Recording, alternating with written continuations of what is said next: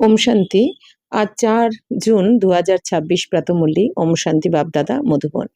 आज मिष्टी मिष्टी बाबा बोलছেন যে मीठे बच्चे तुम पारलौकिक बाप को यथार्थ रीति जानते हो, इसीलिए तुम्हें ही सच्चे प्रीत बुद्धि व आस्तिक कहेंगे। তো বাবা বলছেন মিষ্টি বাচ্চারা তোমরা এখন পারলৌকিক বাবা মানে শিব বাবাকে, আত্মার পিতা পরমাত্মাকে, যিনি পরমধাম নিবাসী, সেই পারলৌকিক বাবাকে তোমরাই যথার্থ রীতিতে জেনেছো, যে বাবার যেরকম নাম রূপ দেশ কাল, বাবা যে যেমন সেই রূপে যথার্থ রীতিতে বাবা বলছেন তোমরা জেনেছো। তাই বাবা বলছেন তোমরাই তাহলে হচ্ছে কি সত্যিকারের প্রীত বুদ্ধি বা আস্তিক। আর বাবা বলছেন যারা ভগবানকে চিনলো না জানলো না তারা কিন্তু নাস্তিক। তো তোমরাই তার সত্য পরিচয় জেনেছো, এই জন্য বাবা বলছেন তোমরাই আস্তিক। প্রশ্ন হচ্ছে বাপকে কিস কর্তব্য সে সিদ্ধ হতা হে কি वह भक्तों का रक्षक है। তো প্রশ্ন হচ্ছে কি বাবার কোন কর্তব্যের দ্বারা প্রমাণ হয় যে তিনি ভক্তের রক্ষক। উত্তর হচ্ছে সব भक्तों को रावण की जेल से छुड़ाना, इंसॉल्वेंट से सॉल्वेंट बनाना, ये एक बाप का ही कर्तव्य है। जो पुराने भक्त थे उन्हें ब्राह्मण बनाकर देवता बना देना, यही उनकी रक्षा है। तो भक्तों का रक्षक आया है अपने सभी भक्तों को मुक्ति जीवन मुक्ति देने। तो उत्तर की বলা হয়েছে বাবা বলছেন সমস্ত ভক্তদের রাবণের জেল থেকে বাবা এখন মুক্ত করতে এসেছেন বা ছাড়াতে এসেছেন। তো বাবা বলছেন ইনসলভেন্ট থেকে মানে কি ভিখারি থেকে এই যে সমৃদ্ধশালী বানানো, এটা একমাত্র বাবারই কর্তব্য, বাবারই কাজ, আর বাবাই পারেন এটা, এটা কেউ পারে না। তো রাবণের জেল মানে বাবা বলছেন এই যে এই দুনিয়া 5 ভিখারের জেলে সবাই বন্দী। বাবা বলছেন এই 5 ভিখারের জেল থেকে কেউ বেরোতে পারছে না। সবাই জানে এগুলো আমাদের দুঃখ কষ্ট দিচ্ছে, আমাদের এই বিকার, কিন্তু তবুও চাইলেও এর থেকে কেউ বেরোতে পারে না। তাই বাবা বলছেন যে জেলে থাকলে যেরকম কষ্ট হয়, বন্দি থাকে, জেলে বন্দি থাকা মানে কি যে নিজের ইচ্ছা মতো কিন্তু কিচ্ছু করতে পারে না ওখানে, তাই না? তো ওখান কেউই থাকতে চায় না জেলে, যেমন কষ্ট হয় তেমনি বাবা বলছেন এই রাবণের জেলেও সবাই যেন বন্দি হয়ে রয়েছে তোমরা, এর থেকে কেউ বেরোতে পারছে না। তো বাবা বলছেন এখান থেকে বাবা আমাদের মুক্তি দিতে এসেছেন, ছাড়াতে এসেছেন। তো বাবা বলছেন তোমরা তো ভিখারি হয়ে গেছিলে, ভিখারি মানে কি আত্মার যে জ্ঞান গুণ শক্তি সব হারিয়ে ফেলেছিলাম। তাই বাবা বলছেন তো ভিখারি হয়ে যারা হয়ে গেছে তো সেই বাচ্চাদেরই এখন বাবা আবার সমৃদ্ধশালী বানাচ্ছেন। প্রথমে জ্ঞান গুণ শক্তি দিয়ে আমাদের সমৃদ্ধশালী বানিয়ে দিচ্ছেন, তারপর তো স্বর্গের উত্তরাধিকার দিতে এসেছেন বাবা। তো এটা হচ্ছে বাবারই কর্তব্য, বাবার ডিউটি। যে পুরানে ভক্তে উনি ব্রাহ্মণ বানাকার, বাবা বলছেন যারা পুরানো ভক্ত মানে যারা দাপরের সব থেকে প্রথম থেকে ভক্তি শুরু করেছে যে বাচ্চারা, তো তারাই হচ্ছে সব থেকে বেশি পুরানো ভক্ত। তো সেই পুরানো ভক্তদের বাবা বলছেন যে ব্রাহ্মণ বানিয়ে আবার দেবতা বানাচ্ছেন। তো এটাই হচ্ছে বাবা রক্ষা করা।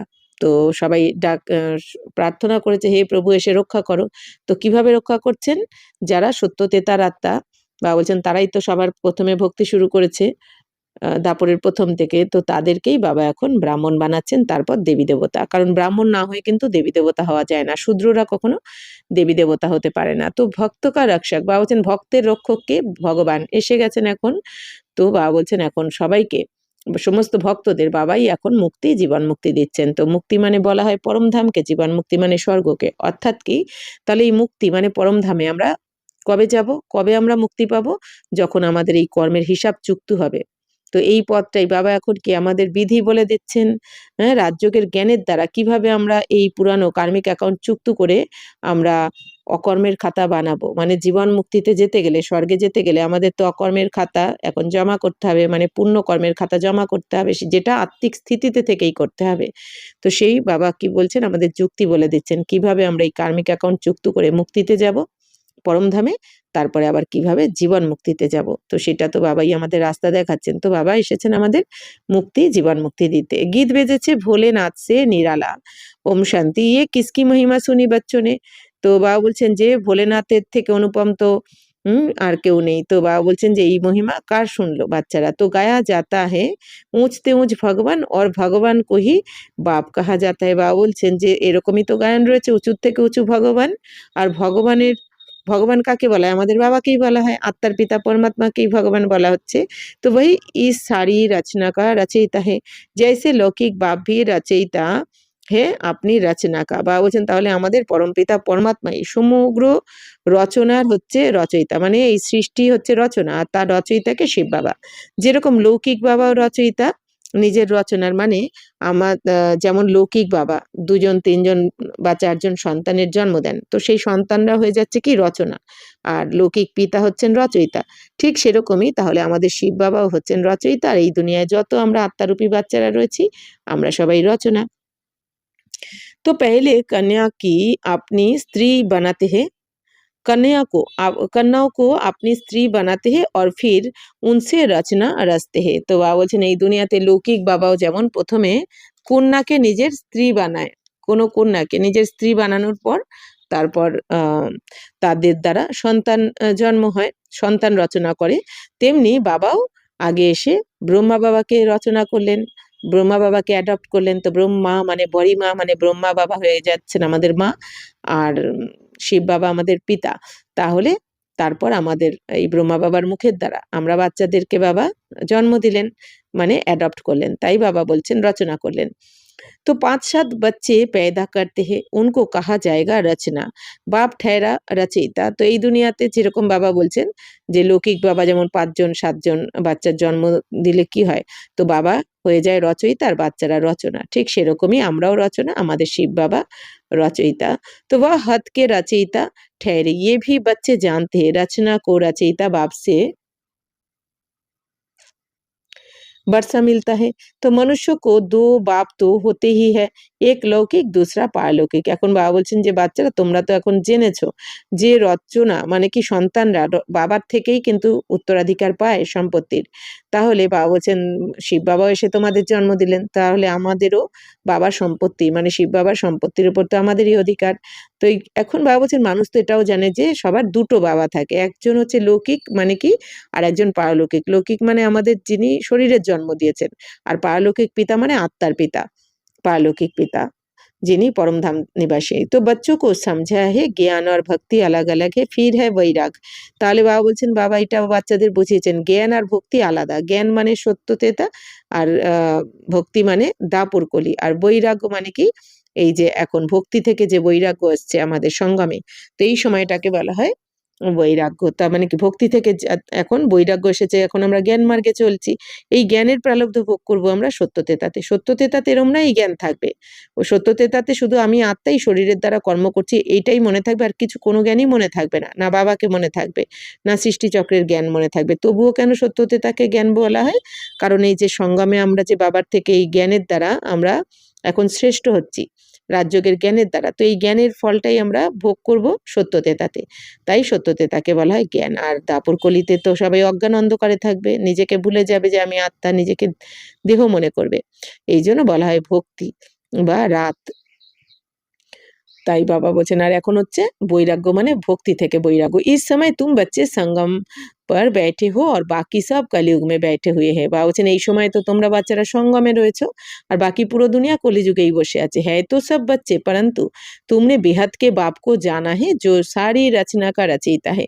বাবা বলছেন দেখো বাচ্চারা সব তোমরা তো সবাই বাচ্চা, এই দুনিয়াতে যত আত্মা আছে সবাই বাবার বাচ্চা, কিন্তু তোমরা হচ্ছো কি অসীম জগতের বাবাকে তোমরা এখন চিনে গেছো, জেনে গেছো। হ্যাঁ, যারা সমগ্র রচনার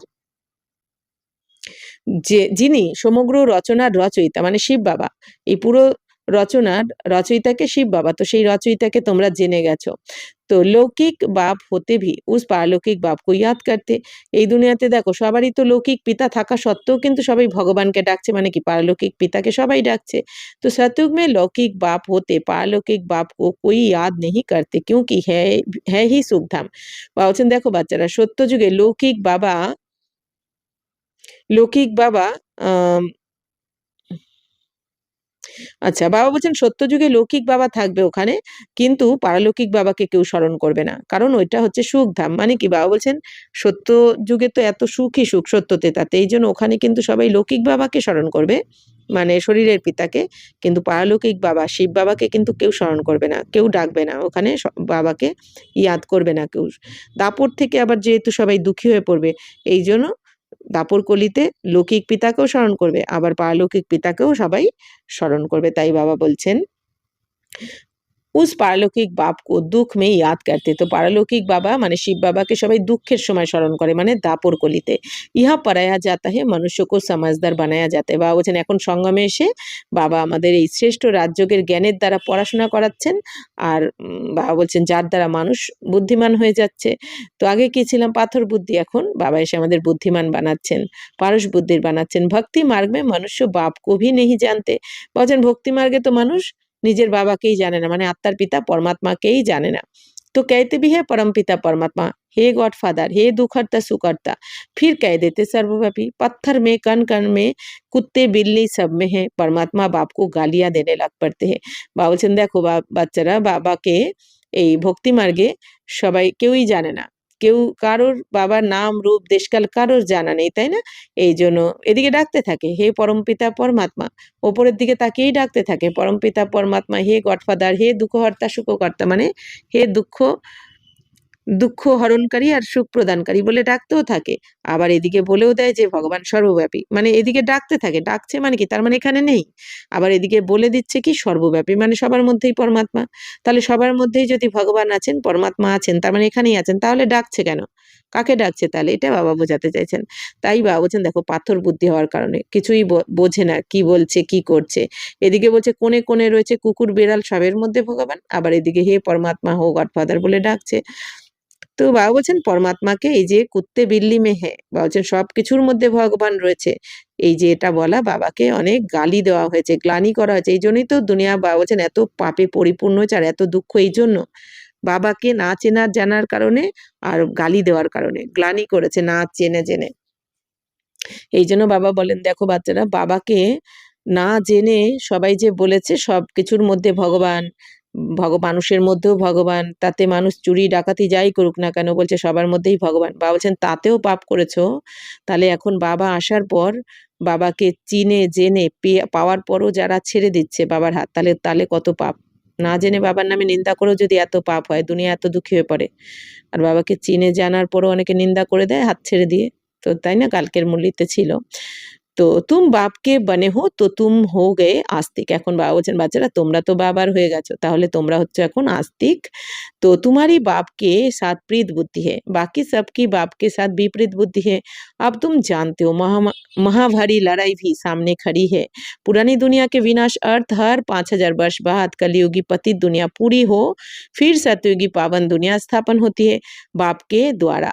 এখন বাবা বলছেন বাচ্চারা তোমাদেরই একমাত্র বাবার সাথে প্রীত বুদ্ধি রয়েছে, অর্থাৎ তোমরাই বাবাকে চিনে জেনে বাবার শ্রীমতে চলছো, সম্পূর্ণ নিজেকে শোধরাচ্ছ, তোমরা শ্রেষ্ঠ মতে চলছো বাবার। বাকি পুরো দুনিয়া বিপরীত বুদ্ধি রয়েছে বাবার থেকে, তার মানে কি চিনতেই পারলো না বাবাকে, তাই না? তারা তাদের মতন করে আসুরি দুনিয়ায় যেন এক ধাক্কা খাচ্ছে বাবা বলছেন। আর নিজেদের যত দিন যাচ্ছে বাবা বলছেন আরো তমপ্রধান, আরো পাপে পরিপূর্ণ হয়ে যাচ্ছে দুনিয়া। তো এখন বাবা বলছেন তোমরা জেনে গেছো, সামনে তো মহাভারী লড়াই, মানে মহাভারতের লড়াই তো সামনে দাঁড়িয়ে রয়েছে উপস্থিত, এখন তো লেগেও গেছে, তাই না? এটা যেহেতু সাকার মূল্য, কিন্তু এখন আমরা দেখতে পাচ্ছি যে মহাভারতের লড়াই তো লেগেইছে, এখন আস্তে আস্তে করে এটা আরো মারাত্মক রূপ নিয়ে নেবে।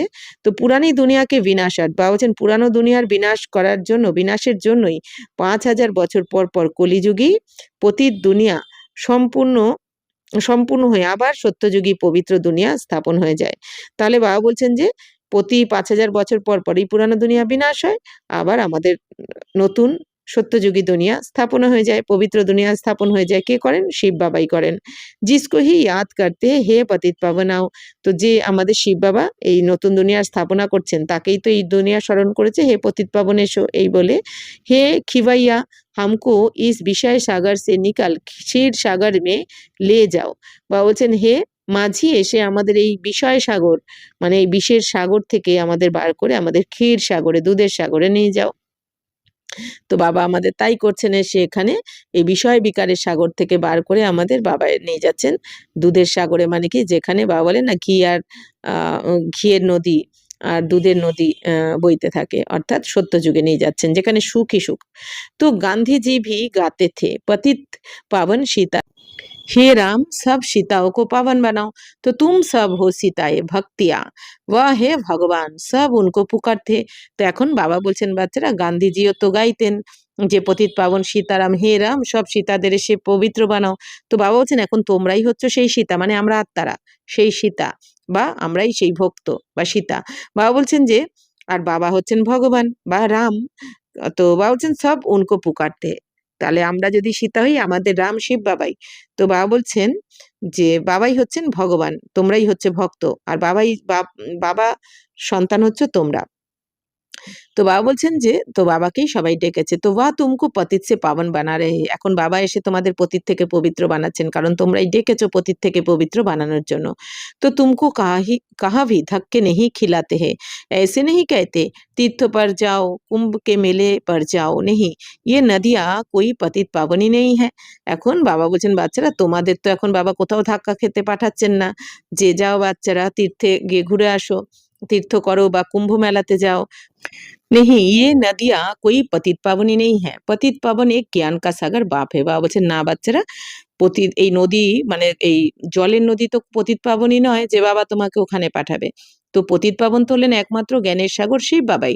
তো বাবার কাছে বাবা বলছেন এই পতিত পাবন শিব বাবা তোমাদের এই রাজযোগের জ্ঞানের দ্বারাই পবিত্র বানাচ্ছেন। সাগর বা নদীও কো কোই ইয়াদ নেহি করতে, বাবা বলছেন সাগরকে বা নদীকে তো আর কেউ স্মরণ করে না, পতিত পাবনই বলে দেয় কিন্তু স্মরণ কিন্তু কেউ করে না। পুকারতে হে বাপ কো হে পতিত পাবন বাবা হামকো পাবন বানাও। বাবা বলছেন সবাই তো বাবাকেই স্মরণ করতে থাকে যে হে পতিত পাবন বাবা আমাদেরকে পবিত্র বানাও। তো বাকি পানি কি নদিয়া তো সারি দুনিয়া মে হে, তো ওয়া থোড়েই পতিত পাবনই হে। বাবা বলছেন এই জলের নদী তো পুরো দুনিয়াতেই রয়েছে, তাহলে তো সবাই ওই নদীতে গিয়ে স্নান করে পবিত্র হয়ে যেত, বাবাকে আসার দরকার পড়তো না, সুখধাম স্থাপন হয়ে যেত। বাবা বলছেন তা তো হয় না। তো পতিত পাবন শিব বাবাই, পতিত পাবন এক बाप को ही कहा जाता है। वह जब आए तब आकर पावन बनाए। भारत की महिमा बहुत भारी है, भारत सब धर्मों का तीर्थ स्थान है, शिव जयंती भी यहाँ गाई जाती है। বাবা বলছেন বাবা ভারতের মহিমা তো অনেক বেশি, সবথেকে বেশি মহিমা ভারতের। তো বাবা বলছেন ভারতে সব ধর্মের তীর্থস্থান হচ্ছে কি এই ভারতই। तो शिव जयंतियों কোথায় পালন হয়? ভারতেই পালন হয়। তো সত্যযুগ তো है पावन दुनिया, उसमें দেবী দেবতা रहते। বা বলছেন সত্যযুগ হচ্ছে পবিত্র দুনিয়া, সেখানে দেবী দেবতারা থাকেন। তো দৈবী দুনিয়া সত্যযুগ, যেখানে পবিত্র সম্পূর্ণ পবিত্র থাকে সবাই, ওখানে কোনো বিকার থাকে না। তো দেবতাও কি মহিমা গাই जाती है, সর্বগুণ সম্পন্ন ষোলা কলা সম্পূরণ। বা বলছেন দেবী দেবতাদেরই তো এই মহিমা গাওয়া হয় যে সর্বগুণে সম্পন্ন ষোলা কলা সম্পূর্ণ আর সম্পূর্ণ নির্বিকারী মর্যাদা পুরুষোত্তম আর অহিংসা পরম ধর্ম। তো চন্দ্রবংশীয় কো 14 কালাত কহেंगे। তো বাবা বলছেন চন্দ্রবংশী যারা মানে ত্রেতাতে যারা যে দেবী দেবতারা থাকবে তাদেরকে 14 কলা বলা হবে, মানে সত্যযুগে 16 কলা। বাবা বলছেন 100% আত্মার পাওয়ারফুল থাকে, আর 2 ডিগ্রি কমে যায় ত্রেতাতে যেতে যেতে। আত্মারা যেহেতু সত্যযুগে 8 বার জন্ম মৃত্যুর চক্রে আসতে হয়, এই জন্য ত্রেতাতে যেতে যেতে 14 কলা কম হয়ে যায়। তো বাবা বলছেন তারপর ফির সিঁড়ি নিচে উতারতে, তো এরপর আস্তে আস্তে সিঁড়ি নামতে নামতে মানে জন্ম বাই জন্ম নিতে নিতে দেহবানে এসে আস্তে আস্তে তোমরা সবাই তমপ্রধান রজ তমতে এসে যাও।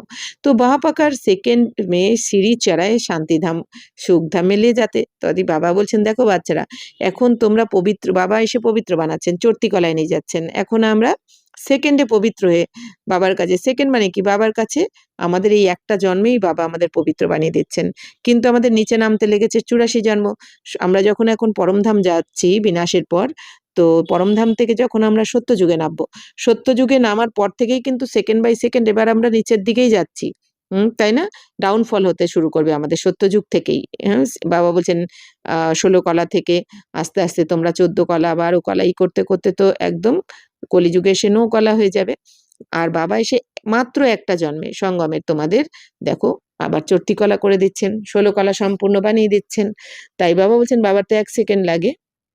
1 সেকেন্ড মানে মাত্র একটা জন্ম আমাদের আরকি 5000 বছরের মধ্যে। তাই বাবা বলছেন সিঁড়ি দিয়ে তো তোমরা নিচেই নেমেছো, কিন্তু বাবা এখন এসে তোমাদের আম ওপরে তুলছেন মানে আমাদের এখন চড়তি কলা। তো ফির 84 কা চক্র লাগায় সিঁড়ি উতারতে, এরপর আবার 84 জন্ম নিতে নিতে তোমরা সিঁড়ি দিয়ে নিচে নামতে থাকবে। 84 জন্ম কোই নে তো জরুর লিয়ে হোंगे, তাহলে 84 জন্ম তো কেউ নিয়েছেন নিশ্চয়ই অবশ্যই। মুখ্য সর্বশাস্ত্রময়ী শিরোমণি গীতা, তাহলে সম্পূর্ণ 84 জন্ম নিয়েছেন কিন্তু ব্রহ্মা বাবা, বাকি তো 9 লাখই নিয়ে থাকবে, কিন্তু সম্পূর্ণ 84 জন্ম মানে সম্পূর্ণ 5000 বছরের পাঠ। প্লে করছেন ব্রহ্মা বাবার আত্মা। তো বাবা বলছেন মুখ্য সর্বশাস্ত্র শিরোমণি হচ্ছে কি গীতাকেই বলা হয়।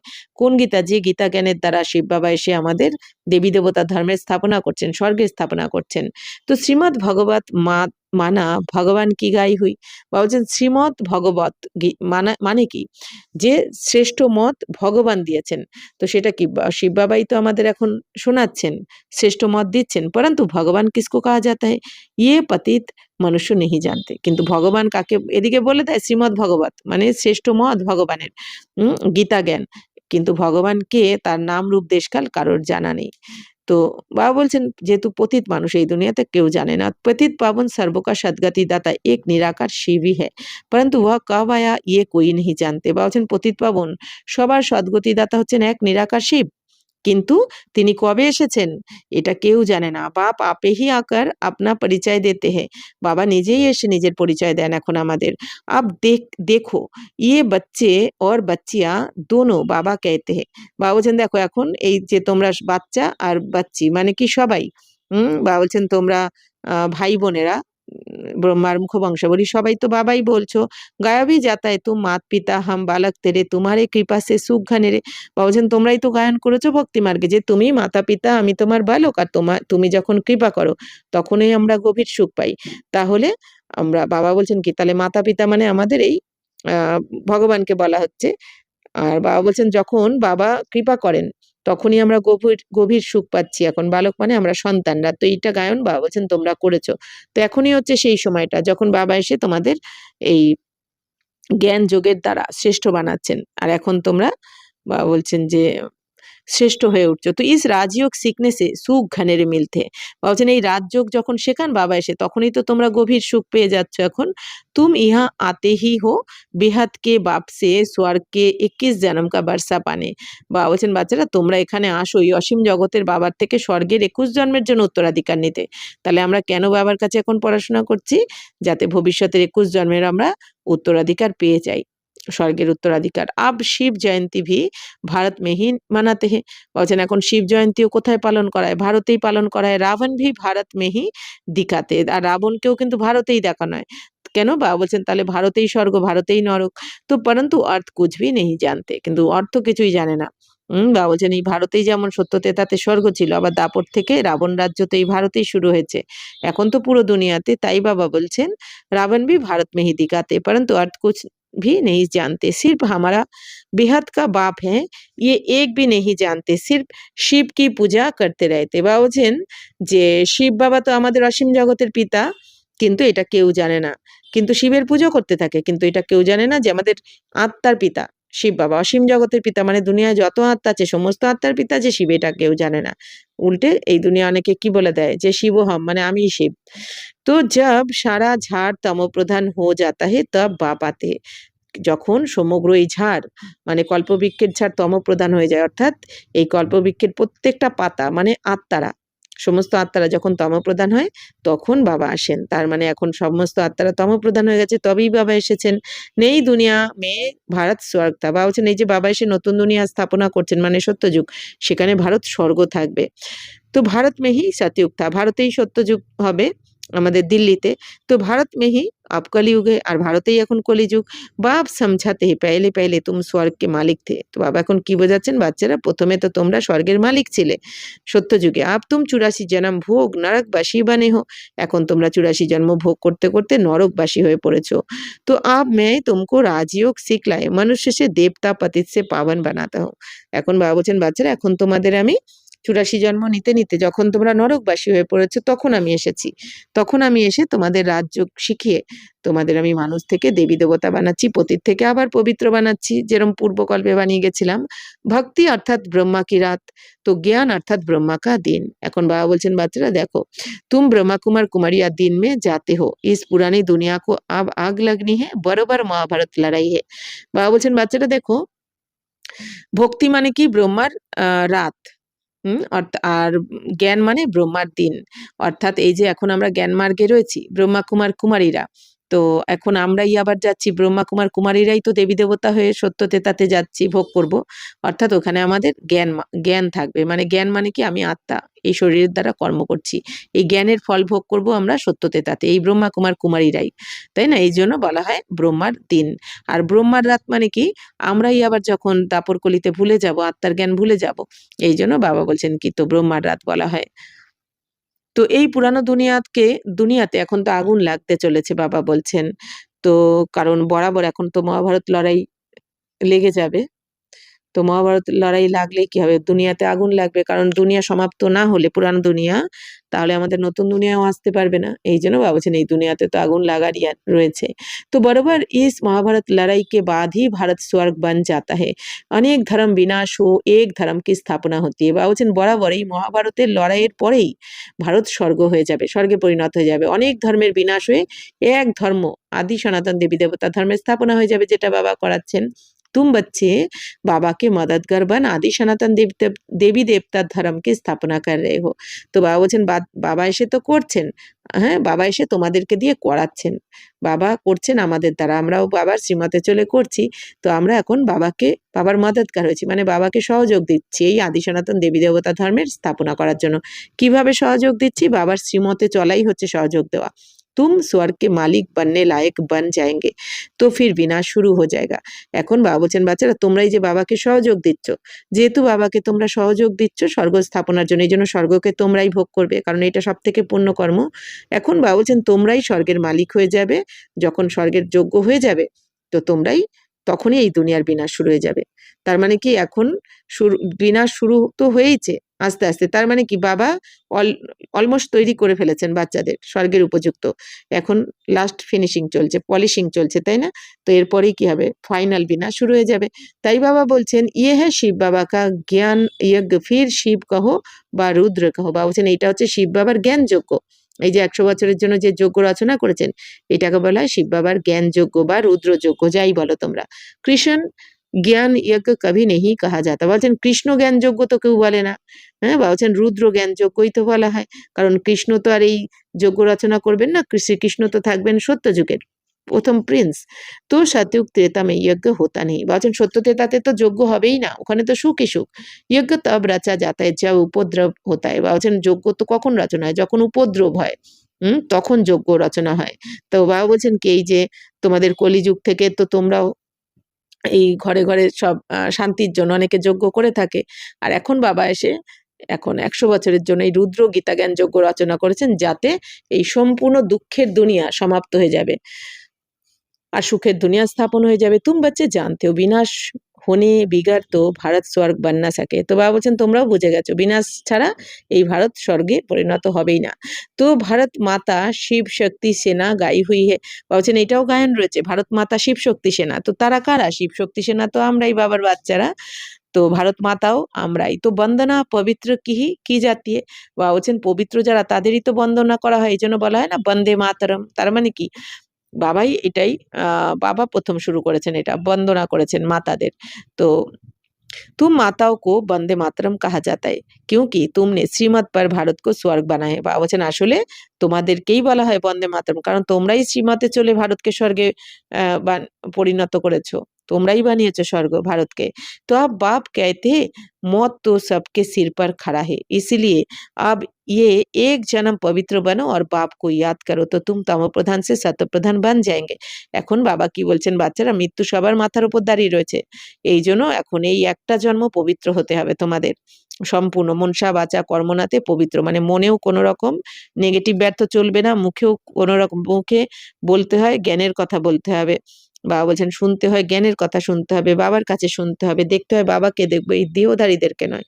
তো সবকিছু মনসা বাচা কর্মনাথ যার দ্বারা এখন আমাদের সম্পূর্ণ পবিত্র হতে হবে, তবেই তুমি শতপ্রধান হয়ে উঁচু পদ পাবে স্বর্গে। अभी तुम शूद्र से ब्राह्मण बन फिर देवता बनेंगे ये कोई नई बात नहीं है। বাবা বলছেন এখন তোমরা শূদ্র থেকে ব্রাহ্মণ হয়েছে, এরপর দেবী দেবতা হয়ে যাবে, তো এটা বাবা বলছে নতুন কোনো কথা না, এই প্রথম হচ্ছে না, প্রতি কল্পে কল্পে এরকম হয়ে থাকে, বাবা তোমাদেরকে বানান।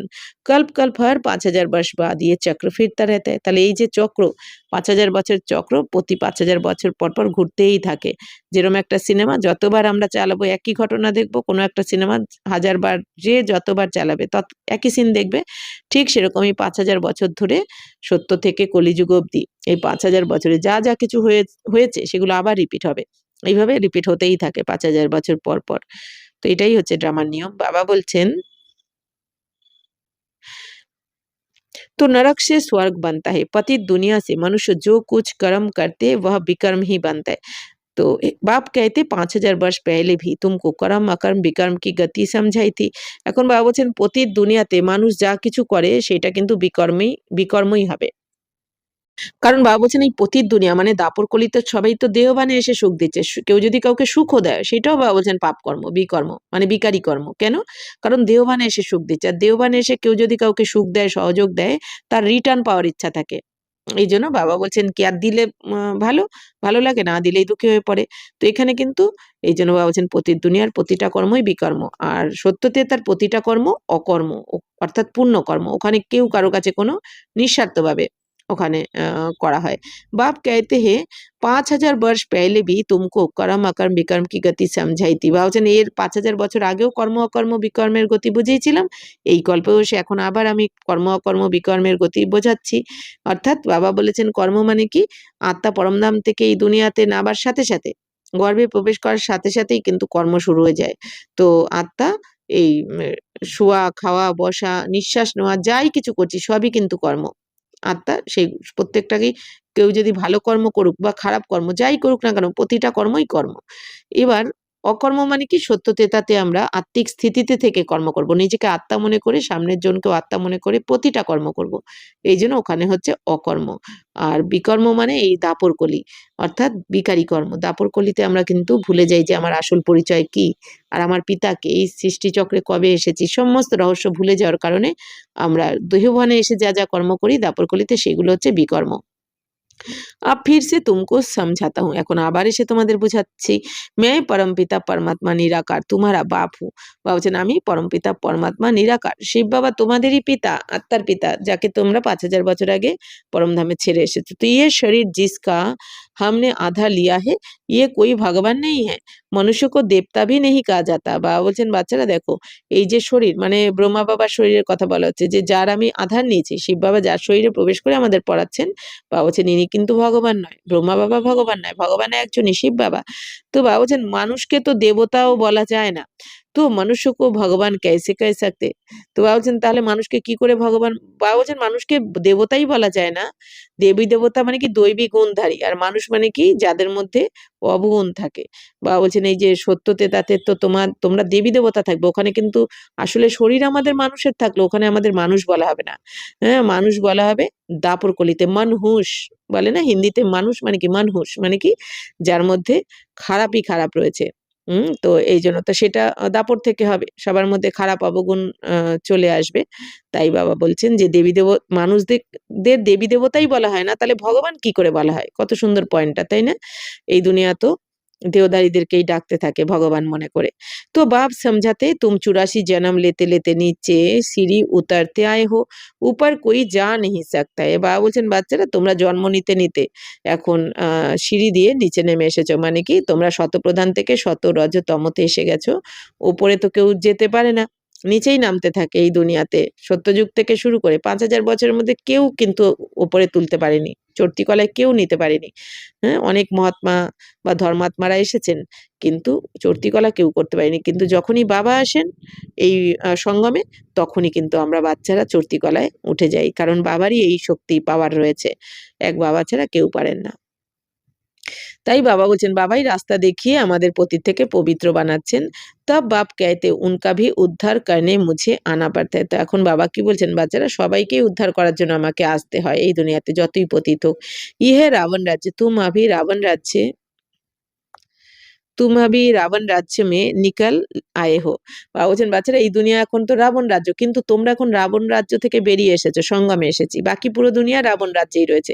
এইজন্য সিঁড়ির চিত্রে যদি দেখা হয় ওই দেখা যাবে সত্য, তেতা, দাপর, কলি।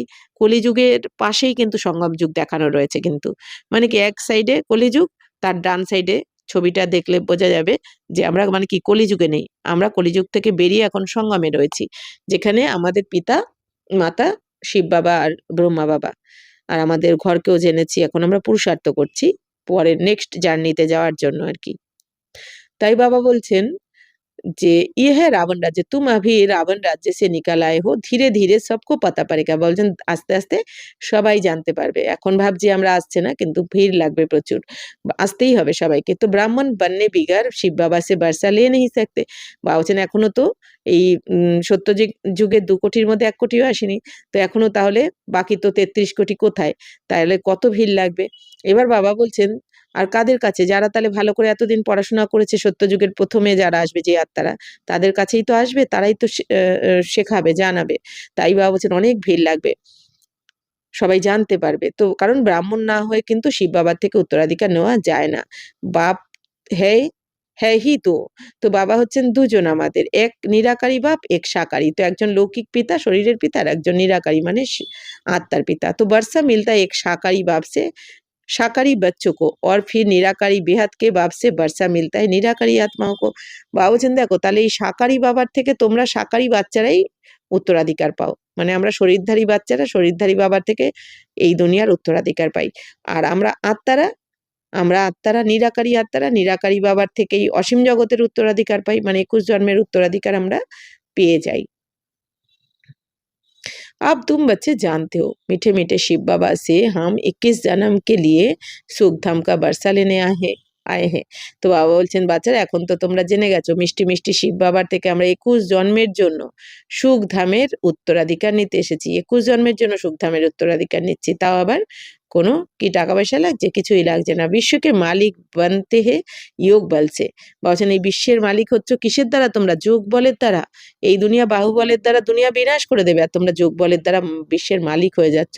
এই দুনিয়া যারা বিনাশ করবে তারা তো ভাববে যে আমরা রাজত্ব করব বিনাশের পর, কিন্তু তারা তো পারবে না যেতে। তো তোমরাই যাবে বাচ্চারা। তো কোই হাতিয়ার আদি নেই হ্যাঁ, তোমাদের তো কোনো হাতিয়ারই দেননি বাবা। আমাদের হাতিয়ার কোনগুলো? জ্ঞান গুণ শক্তি হচ্ছে আমাদের অস্ত্রশস্ত্র। তো বাপ সে যোগ লাগায়ে বিকর্ম বিনাশকার বিষ্ণুপুরীকে মালিক বানতে হে। তাহলে এখন তোমরা বাবার সাথে যোগযুক্ত হয়ে তোমাদের বিকর্ম বিনাশ করে বিষ্ণুপুরীর মালিক হচ্ছে। বিষ্ণুপুরী মানে কি? লক্ষ্মীনারায়ণের দুনিয়ার মালিক হচ্ছি আমরা, স্বর্গের। আব আমার লোক মেয়ে জানে কে লিয়ে আমার কথা শুন রহে হো। আর এখন তোমরা অমর লোকে যাওয়ার জন্য অমর কথাও শুনে থাকো। তো বাবা বলছেন এখন অমর লোক মানে সত্য যুগে, যেখানে তোমরা যাওয়ার জন্য অমর কথা শুনছো। অমর কথা মানে কি? এই যে বাবা এসে কি বললেন যে বাচ্চারা তুমি তো শরীর নও, তুমি অমর আত্মা। তুমি অমর পুরীতে ছিলে, মানে সত্য যুগে ছিলে, সেখানে তুমি স্বইচ্ছায় শরীর ছাড়বে। ওখানে যখন তখন কারোর মৃত্যু হয়ে যায় না। তাই বাবা বলছেন সেই অমর কথা, এটাই হচ্ছে অমর কথা বাবা শোনাচ্ছেন। বা অকালে মৃত্যু কভি হোতা নেই। তো ওখানে তো অকাল মৃত্যু হয় না সত্য যুগে। দুঃখ কা নাম নিশান নেই। तुम बच्चे आए हो श्रीमत पर चल बेहद के बाप से শ্রেষ্ঠ তে শ্রেষ্ঠ দেবী দেবতা বানে। বলছেন দুঃখের নাম নিশানাও থাকে না সত্য যুগে। তোমরা বাচ্চারা এখন এসেছো শ্রীমতে চলে অসীম জগতের বাবার থেকে শ্রেষ্ঠ থেকেও শ্রেষ্ঠ দেবী দেবতা হওয়ার জন্য। ইয়ে কোই শাস্ত্র কা জ্ঞান নেই বলছেন এটা কোনো শাস্ত্রের জ্ঞান নয়। दिखाते हैं विष्णु की नाभि से ब्रह्मा निकला उनके हाथ में, फिर शास्त्र देते हैं बाप कहते ब्रह्मा द्वारा मैं तुमको सारी रचना के आदि मध्य अंत का ज्ञान सुना रहा हूँ, मैं ही ज्ञान का सागर हूँ। বাবা বলছেন গাতে বিহে জ্ঞান সূর্য প্রগটা অজ্ঞান अंधेरा विनाश। তাই বাবা বলছেন যে বাচ্চারা এই যে सतयुग में अज्ञान होता नहीं, वह सचखंड था तो भारत हीरे जैसा था, हीरे जवाहरात के महल बनते थे। अभी तो मनुष्य को पूरा खाने के लिए भी नहीं है। এখন বাবা বলছেন যে বাচ্চারা সত্য যুগে কিন্তু ওখানে অকাল মৃত্যু হয় না কারো। ওখানে ১৫০ বছরের আগে কেউ শরীর ছাড়বে না। ওখানে দুঃখের নাম নিশানাও থাকবে না স্বর্গে। তো তোমরা বাচ্চারা এখন এখানে এসেছো শ্রীমতে চলে অসীম জগতের উত্তরাধিকার নিচ্ছ। এইসব কোনো শাস্ত্রে নেই এই জ্ঞান। কারণ এই জ্ঞান স্বয়ং বাবা যতক্ষণ না আসেন ততক্ষণ আমরা কেউ জানতে পারি না এই শ্রেষ্ঠ সত্য জ্ঞান, এই শ্রেষ্ঠ জ্ঞান। বাবা বলছেন এই দুনিয়া কি দেখিয়ে দেয়? যে বিষ্ণুর নাভি থেকে ব্রহ্মা বেরিয়েছে। আবার ব্রহ্মার নাভি থেকে বিষ্ণুকেও দেখিয়ে দেয়। তার মানে কি? এর কথারও মানে জানে না। বাবা বলছেন কি বিষ্ণু যে বিষ্ণু সেই ব্রহ্মা, আবার যিনি ব্রহ্মা সেই বিষ্ণু। তার মানে কি বিষ্ণু মানে এখানে লক্ষ্মী নারায়ণের কম্বাইন রূপ। তাহলে যিনি নারায়ণ হবেন তিনি তো 84 জন্ম নিতে নিতে ব্রহ্মার পার্ট প্লে করবেন। আবার ব্রহ্মার আত্মাই 1 সেকেন্ডে জীবন মুক্তি পেয়ে বিষ্ণু হয়ে যান, মানে নারায়ণ হয়ে যান। তো আসল কথা হচ্ছে এটা। বাকি এই দুনিয়া ওই নাভি থেকে বেরিয়েছে এরকম দেখিয়ে দিয়েছে। বাবা বলছেন যে এইখানে আবার দেখানো হয় ব্রহ্মার হাতে শাস্ত্র দেখানো হয়। তো বাবা বলছেন ব্রহ্মার দ্বারাই আমি তোমাদের এই রচনার আদি মধ্য অন্তের জ্ঞান শোনাই। এই জন্য ব্রহ্মার হাতে শাস্ত্রটা দেখানো হয়, যেহেতু ব্রহ্মার দ্বারা শিব বাবা শোনাচ্ছেন আমাদের এই সত্যতেতা দাপর কলির জ্ঞান। বাবা বলছেন আমি তো জ্ঞানের সাগর, এই জন্য গায়ন করা হয়, বাবার জন্যই গায়নটা করা হয় যে জ্ঞান সূর্য প্রকটা অজ্ঞান অন্ধেরা বিনাশ। মানে জ্ঞান সূর্য যখন প্রকট হলেন মানে শিব বাবা, তখনই এই অজ্ঞান অন্ধকার বিনাশ হয়ে গেল। অজ্ঞান অন্ধকার মানে কি, সবাই জানতে পেরে গেল যে আমি আত্মা, আমি শরীর নই। আর না হলে তো সবাই এই অজ্ঞান নিদ্রাতেই ছিল, মানে কি আমি শরীর মনে করছিল। তো সতযুগ মে অজ্ঞান হতা নেই, আর সত্যযুগে তো সবার জ্ঞান থাকবে, আমি আত্মা, ওইখানে কেউ অজ্ঞান থাকে না। তো वह सचखंड था तो भारत हीरे जैसा था, হিরে জওয়ারাতকে মহল বানতে তে। বলছেন দেখো বাচ্চারা, সত্যযুগ হচ্ছে সত্যখণ্ড, ওখানে ভারত হচ্ছে কি বলছেন হীরের মতন ছিল, হীরে তুল্য ছিল, অর্থাৎ হীরে জহরতের মহল থাকবে ওখানে তোমাদের সত্যযুগে। তো আভি তো মনুষ্যকো পুরা খানে কি বলছেন, এখন দেখো মানুষ তো পুরো খেতেও পায় না, আর সত্যযুগে পরের জন্মে তোমরা হীরে জহরতের মহল পাবে। ইনসলভেন্ট বিশ্বকো ফির সলভেন্ট কন বানায়, তাহলে এই যে দুনিয়া ভিখারি হয়ে গেছে, দেউলিয়া হয়ে গেছে, তাদেরকে আবার সমৃদ্ধশালী কে বানাচ্ছেন, শিব বাবাই বানাচ্ছেন। তো ইয়ে বাপ কাহি কাম হে, বাপ কো হি तरस पड़ता है, तो বাবার তো দয়া হয়, তো বাবাই এসে বানান। कहते हैं हम तुमको राजयोग सिखाने आया हूँ, नर को नर को नारायण, নারী কো লক্ষ্মী বানাতো। এখন বাবা বলছেন যে বাচ্চারা তোমাদেরকে আমি রাজযোগ শেখাতে এসেছি, নরকে যারা নর তাদেরকে নারায়ণ বানাচ্ছি, যারা নারী তাদেরকে লক্ষ্মী বানাচ্ছি। তো ভক্ত কা রক্ষক হ্যায় হি বাপ, তাহলে ভক্তদের রক্ষক কে, আমাদের শিব বাবা, বাবাই রক্ষা করতে এসেছেন। তো তুমকো রাবণ কি জেল সে ছুড়ায়ে সুখধামে লে যাতা হুঁ, বাবা কিভাবে রক্ষা করছেন, এখন এই রাবণের জেল থেকে মুক্ত করে এই রাজযোগের জ্ঞানের দ্বারা আমাদের সুখধামে নিয়ে যাচ্ছেন, এটাই হচ্ছে রক্ষা করা। সারি দুনিয়া মে जो ব্রাহ্মণ बनेंगे वही দেবতা बनेंगे, তো বাবা বলছেন এখন পুরো দুনিয়াতে যতজন ব্রাহ্মণ হবে তারাই দেবতা হবে, কারণ ব্রাহ্মণ না হয়ে দেবতা হওয়া যায় না। তো ব্রহ্মা কা নাম ভি বালা হে, তো প্রজাপিতা ব্রহ্মা, তো ব্রহ্মার নাম, ব্রহ্মা বাবার নামও তো প্রসিদ্ধ, প্রজাপিতা ব্রহ্মা বলা হয়, তার মানে কি প্রজাদের পিতা, মানে সন্তান, প্রজা মানে কি সন্তান। তো তুম ব্রাহ্মণ হো সবসে উত্তম, তুম ভারত কি সচ্চি রুহানি সেবা কর রহে হো, বলছেন বাচ্চারা তোমরা ব্রাহ্মণরাই হচ্ছে সব থেকে শ্রেষ্ঠ, কারণ তোমরাই ভারতের সত্যিকারের আত্মিক সেবা করছো। বাবা বলছেন এই দুনিয়াতে তো অনেকে জিসমানি সেবা করে দেয় শরীরের, হ্যাঁ, কাউকে খাবার দিয়ে দিল, কিছু বস্ত্র দান করে দিল, কিন্তু সেটা তো অল্প সময়ের জন্য সুখ পাবে। কিন্তু বাবা বলছেন তোমরা যখন এই রুহানি সেবা করো, তারা এই রুহানি সেবার দ্বারা তোমরা 84 জন্মের ভাগ্য বানিয়ে দাও। এই দুনিয়াতে কেউ কাউকে সাহায্য করলে কত করবে, 84 জন্মের ভাগ্য তো কেউ এক জন্মের ভাগ্যই বানিয়ে দিতে পারবে না। আর এখানে আমরা রুহানি সেবার দ্বারা 84 জন্মের ভাগ্য বানিয়ে দিচ্ছি, 21 জন্মের অবিনাশী ভাগ্য সবাইকে পাওয়ার রাস্তা বলে দিচ্ছি। তাই বলছেন এটা শ্রেষ্ঠ সেবা, তোমাদের সব থেকে পুণ্যকর্ম। তো বাবা বলছেন বাপ কি याद से ही विकर्म विनाश होंगे और कोई रास्ता नहीं है पतित से पावन बनने का। বলছেন এখন বাবাকে স্মরণ করলেই তোমাদের বিকর্ম বিনাশ হবে, এই 2500 বছর ধরে যে অত পাপ করেছো সেটা বিনাশ হবে বাবাকে স্মরণের দ্বারা, এছাড়া আর কোনো রাস্তা নেই পতিত থেকে পবিত্র হওয়ার। তো তোমরা তো ডেকেছো পতিত পাবনকে, এখন বাবা রাস্তাও দেখাচ্ছেন, এবার পতিত থেকে পবিত্র হওয়ার জন্য বাবাকে স্মরণ করতে হবে, আর তখনই বাবা বলছেন তারপর তোমরা স্বর্গের গেট খুলে যাবে। তো ইয়াদ সে হি খাদ ভসম হোগি, সোনার লোক জানতে হে সচ্চা সোনা ঝুটা সোনা कैसे बनता है। বাবা বলছেন দেখো বাচ্চারা, স্মরণ যত বাবাকে স্মরণ করবে তবেই তোমার আত্মার মধ্যে যে খাদ জমা হয়েছে সেটা ভস্ম হয়ে যাবে। বাবা বলছেন যেমন এই জহুরি জানে যে সত্যিকারের সোনা কোনটা আর ফলস কোনটা, বাবা বলছেন সেটা যেমন জহুরি চেনে, তেমনি বাবা বলছেন যে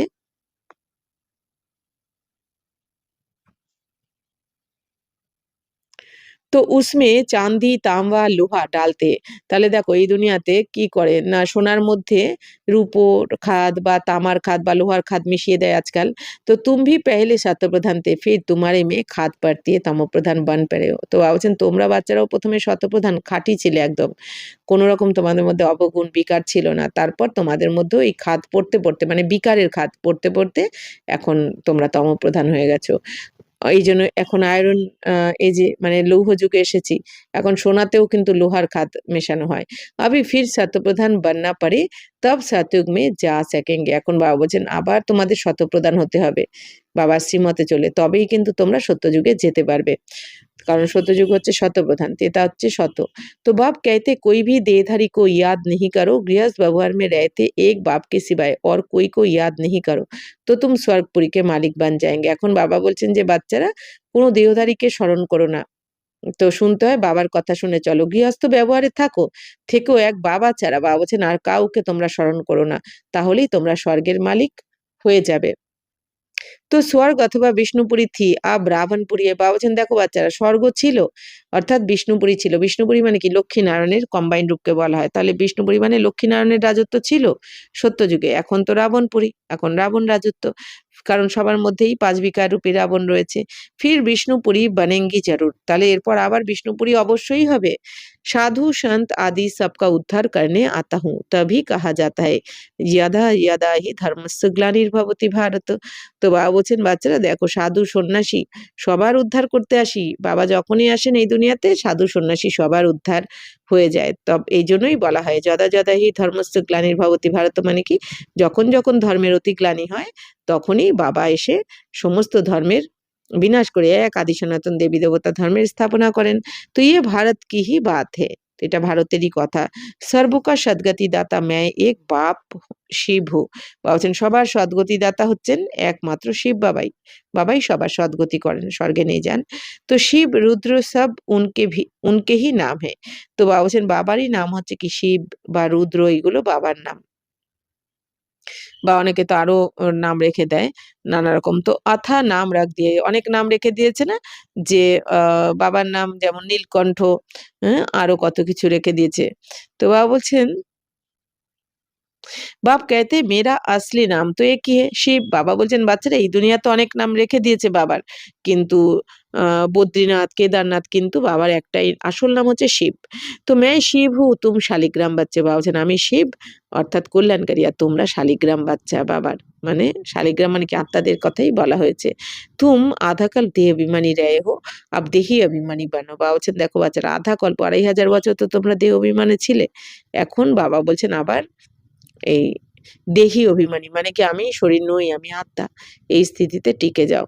এক बाप को जानने से बाप द्वारा तुम सब कुछ जान जाते हो, মাস্টার জ্ঞান সাগর बन जाते हो। বাবা বলছেন এক বাবাকে জানলেই তোমরা বাবার দ্বারা সব কিছু জেনে যাও, আদি মধ্য অন্তের রহস্য, সৃষ্টি চক্রের রহস্যকে সমগ্র জেনে যাও।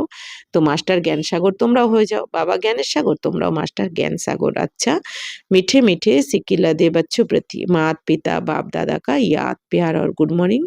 रूहानी बाप की रूहानी बच्चों को नमस्ते। हम रूहानी बच्चों की रूहानी मात पिता बाप दादा को याद प्यार गुड मॉर्निंग और नमस्ते नमस्ते नमस्ते। थैंक यू बाबा, शुक्रिया। धारणा के लिए मुख्य सार, श्रीमत पर चलकर श्रेष्ठ से श्रेष्ठ देवता बनना है, सारे विश्व की सच्ची सच्ची रूहानी सेवा करनी। বাবা বলছেন বাচ্চারা শ্রীমতে চলে শ্রেষ্ঠর থেকেও শ্রেষ্ঠ দেবতা হতে হবে তোমাদের। এখন বাবা তোমাদের দেবী দেবতা বানাচ্ছেন, তো তোমরা বাবা বলছেন খালি বাবার শ্রীমতে চলতে থাকো, তারপর দেখো বাবার কামাল।